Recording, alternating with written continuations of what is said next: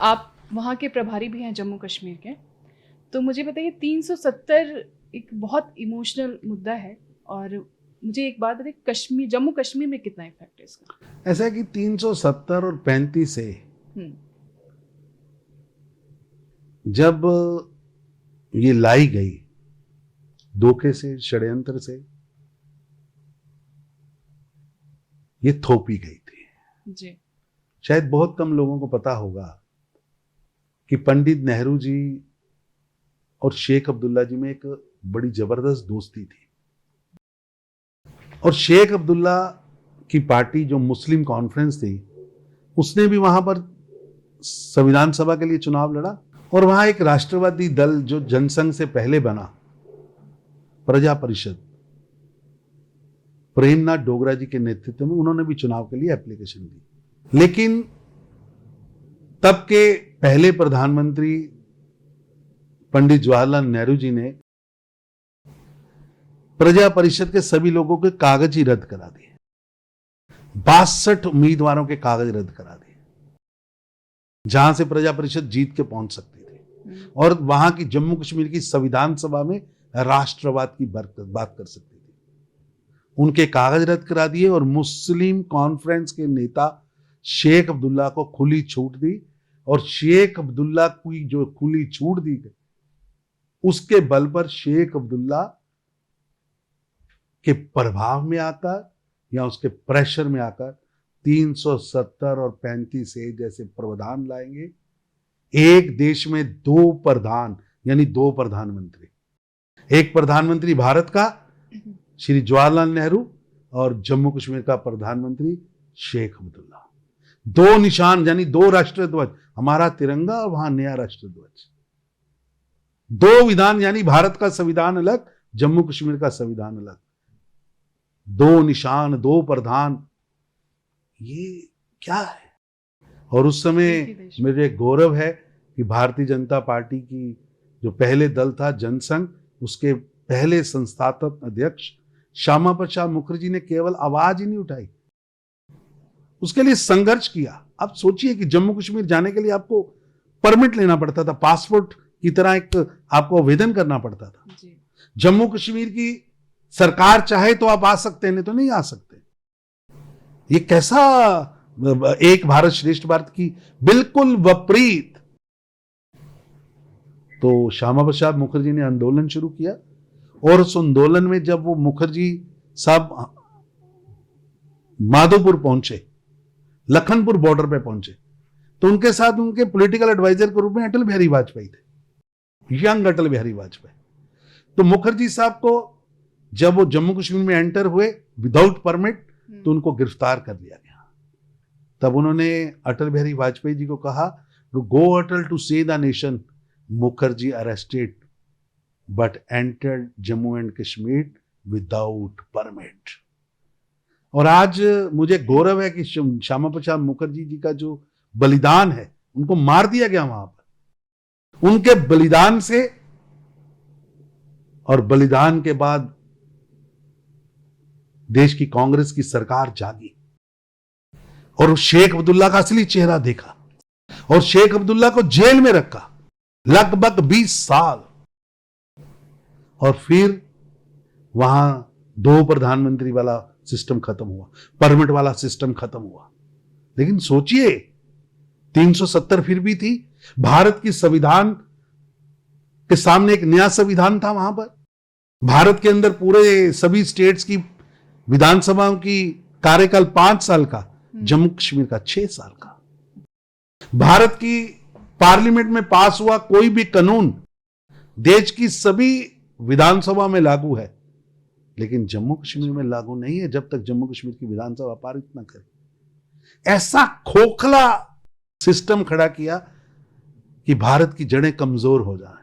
मैं सलूट करता हूं भारत के प्रधानमंत्री श्री नरेंद्र मोदी जी को, जिनके नेतृत्व में देश के गृह मंत्री अमित शाह जी ने 5 अगस्त 2019 को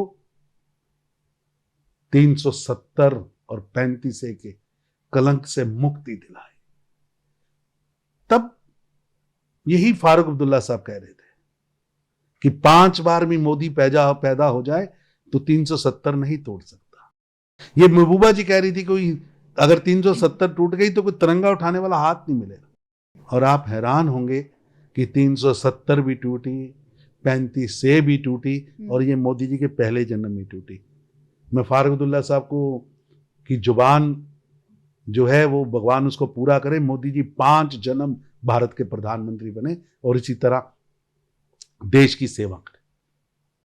लेकिन आज भी एक घटना 5 अगस्त 2019 से लेकर आज तक दिन प्रतिदिन पल पल वहां आतंकवाद भी खत्म हुआ, आतंकवादियों की आयु भी कम हुई, आतंकवादी भी कम हुए। पत्थर मारने वालों की बजाय पत्थर तराशने वाले लोग सामने आए और उन पत्थरों को तराश कर लोगों ने सड़कें बनाई, होटल बनाए, विकास की नई गाथा लिखी गई, जिससे इन 3 परिवारों ने, अब्दुल्ला परिवार, मुफ्ती परिवार और नेहरू गांधी परिवार, इन 3 परिवारों ने टेररिज्म कैपिटल बना दिया था। उसे मोदी जी ने टूरिज्म कैपिटल बना दिया। Tourism capital. आप सोचिए वो दिन, आज ये लोग आकर तरह तरह के भाषण देते हैं, व्यंग करते हैं। मुझे वो दिन याद करके डर लगता है। 89 का दौर, जम्मू कश्मीर के अंदर नारे लग रहे हैं, कश्मीर बनेगा पाकिस्तान। कौन था मुख्यमंत्री? फारूक अब्दुल्ला साहब। कौन था देश का गृह मंत्री? मुफ्ती साहब। अरे चिट्ठियां लिख रहे हैं, टेलीग्राम्स भेज रहे हैं जगमोहन जी गवर्नर 89 की फर्स्ट में,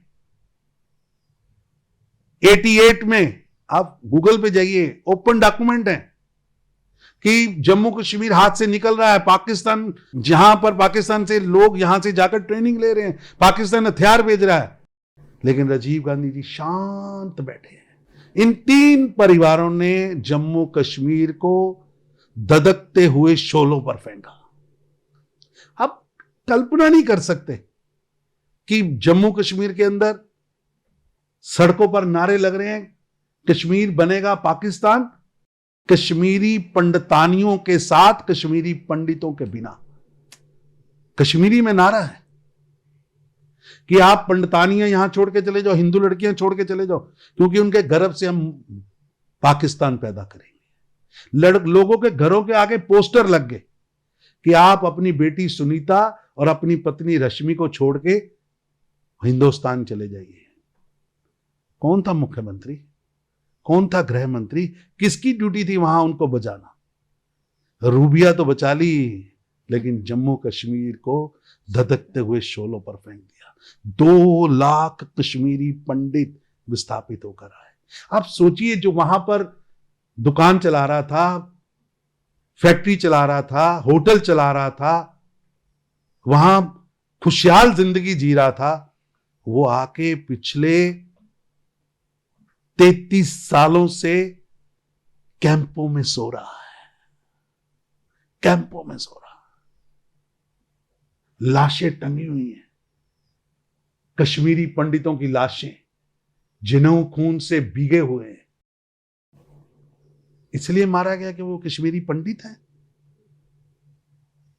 और मुख्यमंत्री फारूक अब्दुल्ला साहब हैं, गृह मंत्री महबूबा जी का पिताजी मुफ्ती साहब हैं, पहले प्रधानमंत्री राजीव गांधी जी रहे। एक शब्द नहीं बोला, एक शब्द नहीं बोला। और आज उस परिस्थिति से कि जब बुरहान वानी जैसे टेररिस्ट के मरने पर वहां 6-6 महीने बंद रहता था, शायद कोई साल होगा जहां कोई बच्चा 365 दिनों में 300 दिन स्कूल गया होगा।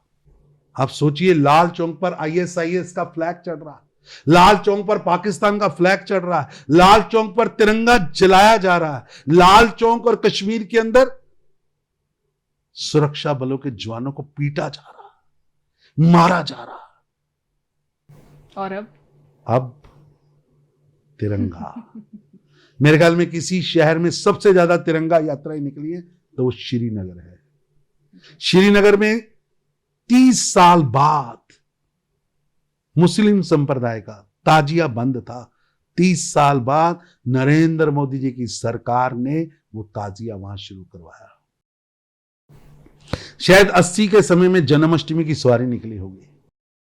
पहली बार स्कूलों के अंदर राष्ट्रगान के साथ स्वतंत्रता दिवस और गणतंत्रता दिवस के कार्यक्रम हुए। ये बदलाव लाने का काम, सोच को सामने रखने का काम, विकास और विश्वास दोनों इकट्ठे लेके चलने का काम, और आतंकवाद पर जीरो टॉलरेंस। हमारी पार्टी का जन्म ही हुआ था 370 तोड़ने के लिए। एक लंबा इतिहास है उस बलिदान का। मेरे ख्याल में पिछले 6-7 दशक भाजपा की कार्यकर्ताओं की 2-3 पीढ़ियां उस आंदोलन में खपी हैं। लेकिन उस आंदोलन की जो रिजल्ट आया, जो 5 अगस्त 2019 को सामने आया, वो ऐतिहासिक है, अद्भुत है, और एक भारत श्रेष्ठ भारत की जो सोच है उसको शक्ति देने वाला है कि कश्मीर की इंच इंच भूमि उतनी ही हमारी है जितनी कन्याकुमारी की हमारी है। हम नारे नहीं लगाते थे, केवल नारे नहीं लगाते थे कि कश्मीर हो जहां हो गुवाहाटी, अपना देश अपनी माटी। वो हमने सिद्ध करके भी दिखाया। और मैं समझता हूं 370 और 35A के जाने के बाद आज अभी आप किसी मीडिया, सोशल मीडिया के माध्यम से बुकिंग कराने की कोशिश करिए, आपको जम्मू कश्मीर में किसी होटल में कमरा नहीं मिलेगा। माहौल इतना अच्छा हुआ है कि जो गांधी नेहरू परिवार की जड़ें कश्मीरी पंडित हैं, वहां से हैं। 10 साल सरकार रही, कभी राहुल गांधी कश्मीर नहीं गए, कभी प्रियंका गांधी कश्मीर नहीं गई, और ये तो इस स्थिति में चले गए थे कि इनको ऑटोनॉमी दे देते हैं, इनको ये दे देते हैं, आजादी से कुछ कम ले लो। अरे क्या कम ले लो, आजादी होती है, और देश की आजादी आप किसी को गिरवी नहीं डाल सकते, किसी के हाथों में नहीं दे सकते। देश की एकता, अखंडता, प्रभुसत्ता किसी के यहां गिरवी नहीं डाली जा सकती। तो आज माहौल इतना शांत है कि राहुल गांधी जी स्नोबॉल खेल रहे हैं, प्रियंका जी स्नोबॉल खेल रहे हैं। वो अमर अब्दुल्ला जी कभी कभी बयान देते हैं, मैं हंसता हूं, जब ये पालने में थे ना, पालने में, तब से इनके साथ सिक्योरिटी है, कभी जीवन में अकेले चले नहीं। आज मोदी की सरकार है, अब उमर अब्दुल्ला भी सड़क पर पैदल चलते हैं, कोई रोकने वाला नहीं है, कोई ठोकने वाला नहीं है। ये शांति का वातावरण, सुरक्षा का वातावरण, निर्भय होकर जीने का वातावरण, आगे बढ़ने का मौका, विकास और विश्वास। आप विश्वास सोचिए, 2000 वोट मिलने पर लोग मंत्री बनते थे। 100% वोटर्स वोट करने ही नहीं आते थे, और अब डीडीसी चुनाव हुए, बीडीसी चुनाव हुए, पंचायत चुनाव हुए, लाखों लोग बाहर आए। लगभग 22 लाख लोगों ने वोट किया, केवल 11 लाख लोगों ने वोट कश्मीर वैली में किया है। ये वोट करने के लिए बाहर आके लाइनों में खड़े होना, ये प्रधानमंत्री नरेंद्र मोदी जी के विश्वास की जो नीति है, सबको साथ लेके चलने की नीति है, शांति का जो सोच है, zero tolerance on corruption and zero tolerance on terrorism जो है, उस पर वहां की जनता ने मोहर लगाई है। 11 लाख लोग निकले घरों से और आके वोट किया, और उस वोट के समय में भी ये अब्दुल्ला, मुफ्ती और गांधी नेहरू परिवार बायकाट की सोच को लेकर बैठा था, गुपकार गठबंधन बना रहा था, अलगाववाद की बात कर रहा था। जनता ने नकार दिया। ये नकारे हुए लोग हैं, और मैं समझता हूं नया सवेरा आया है। जम्मू कश्मीर आगे बढ़ेगा, कोई रोक नहीं सकता। जम्मू कश्मीर के विकास को रोक नहीं सकता, और जम्मू कश्मीर के नागरिकों की सुरक्षा, नागरिकों की रक्षा, आतंकवादियों से रक्षा, ये हमारा दायित्व है। हम उसको पूरा करेंगे, और हमने नीति बनाई है कि जो भारत के नागरिकों पर हमला करेगा वो बख्शा नहीं जाएगा, उसकी जगह कब्र में, उसे कब्र में पहुंचाएंगे। देश के नागरिकों की सुरक्षा सर्वप्रथम है, जम्मू कश्मीर के नागरिकों की सुरक्षा सर्वप्रथम।